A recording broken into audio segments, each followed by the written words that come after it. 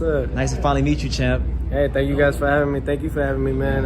It's great, man. I feel great. I feel ready. I feel sharp, and I can't wait for June 19th. Yeah, it's gonna be a momentous occasion, man. We're talking Marlins Park. I know people, you're from Brooklyn, but you know, those of us in South Florida know you really know how to box in South Florida. Yeah. What's it like coming back home? How you feel? For me, man, going back to South Florida, my first professional fight in Miami.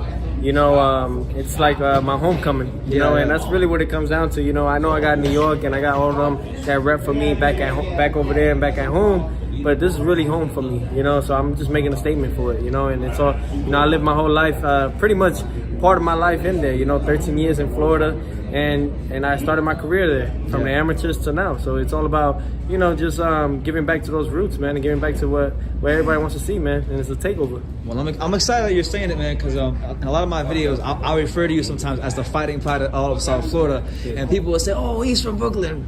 So could, like, just for, like, so it's documented, could you clarify, like, where you started boxing and your background? I started at Davie, you know, at the age of 6 years old.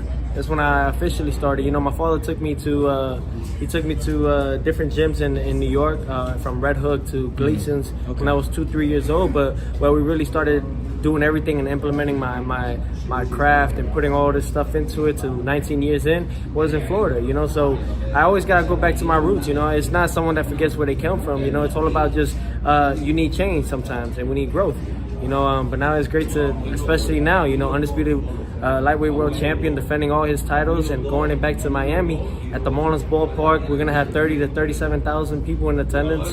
The magnitude of it all, man, is gonna be for all you guys back at home, and for those that are shit talking about it, you know. Tune in. Yeah. I'm glad you said it, man, because sometimes, like, I mean, he's always talking about Brooklyn, but I never really hear him say much about South Florida. So I'm glad you said it. Of course not. The whole thing is all about, you know, certain promoters and certain people wanted to push that, make me king of New York and all that. So there's a lot of people that don't understand the whole background. I never thought of it that way. Yeah, well, because that's the business aspect of it. You know what I mean? Okay. At the end of the day, yeah, of course, it's all about repping back and it's all about respect. Okay. I wanted you to talk about something specifically, Junior, because a lot of times when I do my videos, I'll mention that Teofimo Lopez has connections to South Florida because of the Davie Powell. Like, could you talk about just his history in, like, the South Florida area?